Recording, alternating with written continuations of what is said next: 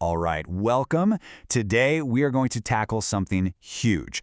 We're going to explore a really provocative take on modern relationships and pretty much deconstruct the very idea of what we think of as love. So let's just jump right in with the big one, shall we? Is modern love just an illusion? Based on the material we're digging into today, the answer, well, it gets complicated. And honestly, a little uncomfortable. Yeah, check out this quote. It's powerful. People actually don't know what that feeling is, but they glorify themselves to be a part of love. What this is really saying is that maybe, just maybe, love is a story we tell ourselves. A script we follow because we're supposed to, but without ever really getting what's underneath it all. It's like we're all caught in this shared illusion. Okay, so our first stop on this journey is to really look at the foundation of almost every modern relationship: attraction. But is it the solid ground for a real connection, or is it something else? And here's the core argument. We get these two things mixed up all the time. On one hand, you've got this biological impulse, right? It's that raw attraction, that sexual desire, that chemical high from dopamine and oxytocin that feels so profound. But then, on the other hand, you have what makes for a conscious connection. We're talking shared values, real sacrifice, true devotion. The argument is we mistake the first one for the second one. And that's the problem, isn't it? When that chemical high inevitably fades, and it always does, the entire foundation of the relationship can just collapse. It's why so many of those whirlwind romances that start so intensely just burn out and vanish. The ground they were built on was never solid to begin with. All right, so if that's the illusion, what's the alternative? Well, let's explore this idea of love as spiritual devotion. This is a whole different way of looking at it. It's a total shift in perspective, moving away from what am I getting to what can I give? So what is this devotional mindset?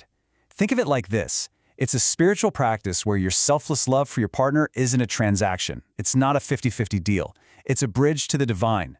Love here isn't about what you get back. It's almost a form of worship, where your partner is the focus of your selfless devotion. The very act of loving them without expecting anything in return becomes your spiritual path. And this is where things get really interesting. Because look at the contrast. The practical mindset. That's what most of us are used to. It's constantly asking, what am I getting out of this? It sees love as a contract, a fair trade. It's all rooted in ego. But the devotional mindset? It asks a totally different question. How can I serve this person? Love becomes about giving without any expectation. And that requires the annihilation of the ego. It's a complete reversal of our normal instincts. And let's be real, this is not easy. This is a conscious practice that goes against everything we're taught. First, you serve without selfishness. Then, you give without ever expecting anything back. You have to let go of the ego, that little voice that's always about me, me, me. And the goal? To achieve a state of spiritual oneness through your partner. It's a tough path. Okay, so you've got the practical person and you've got the devotee. What happens when these two try to have a relationship? Well, as you can probably guess, it creates this fundamental and honestly, often tragic mismatch.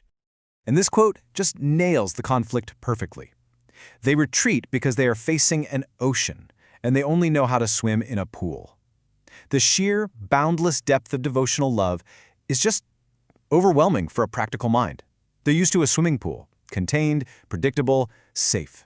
An ocean is just too vast, too powerful for them to even comprehend. Yeah, and that confusion, that lack of comprehension, it almost always turns into suspicion.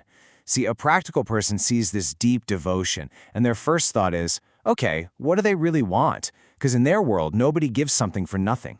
So this deep love feels unrealistic, maybe even clingy. It feels like too much. It can even feel like a threat to their own power. The very thing the devotee sees as a beautiful gift, their love, the practical person sees as a threat. And here's the tragic irony of it all. The very depth of the devotee's love is the exact thing that pushes the practical person away.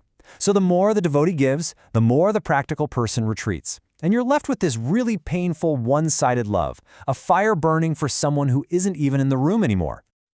So let's take this whole idea and apply it to marriage.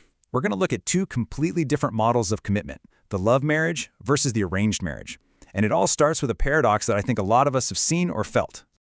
It's what's called the honeymoon paradox. Think about it. If the absolute peak of your marriage is the vacation you take right at the beginning, well, then it has nowhere to go but down, right? It's like we start backwards. We celebrate the physical peak first, And then once that high fades, we're left with a long, slow descent. And biology can actually make this even more complicated. The source we're looking at points to how brains can react differently to intimacy. For the female brain, it often releases oxytocin, which is that bonding hormone. It creates this desire to connect, to cherish. But for the male brain, after climax, it can spike prolactin, which is more of a detachment signal. It's like the hunter's mission is complete. So the exact same act can literally pull one person closer and push the other one away. It's a painful disconnect. So look at these two paths to connection. The typical love marriage starts with attraction, then maybe sex, and then we hope that turns into love and eventually, maybe, a real commitment. It's a bit of a gamble. The arranged marriage model completely flips that. It starts with commitment. From there you build understanding, then intimacy, and finally, love grows out of that solid foundation. Two totally different sequences. And the logic of that traditional model is pretty interesting. It inverts the whole pyramid by putting commitment first. The idea is that it bypasses that whole biological trap of the chase. It forces a shift in the man's role from being the hunter to being the caretaker. And by doing that, it aims for this slow burn connection over time, because, well, running away isn't an option. So, where does that leave a devotee in our modern, practical world?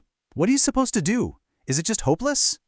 Well, there's this idea of a middle path, and it's a path of incredible patience. The idea is that the devotee has to descend to the practical level to meet their partner where they are in order to slowly, gently lift them up. You basically have to be a teacher disguised as a partner.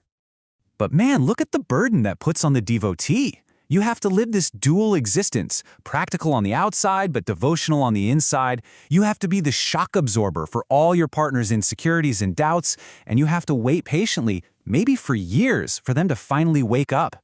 That is a heavy, lonely burden to carry. And that brings up a really tough question, right? Is everyone even capable of waking up? Or are some people just permanently, let's say, colorblind to this kind of spiritual depth? Can this even be taught? Or is it something you either have or you don't? Which brings us to the final, crucial question. This is the thought I really want to leave you with today. It's about our whole modern world. Are we just too addicted to the drug of cheap attraction to ever go back to that kind of depth? It's something to think about, isn't it? As we all try to figure out our own relationships in a world that seems to value the quick thrill, the illusion, over the real difficult work of love.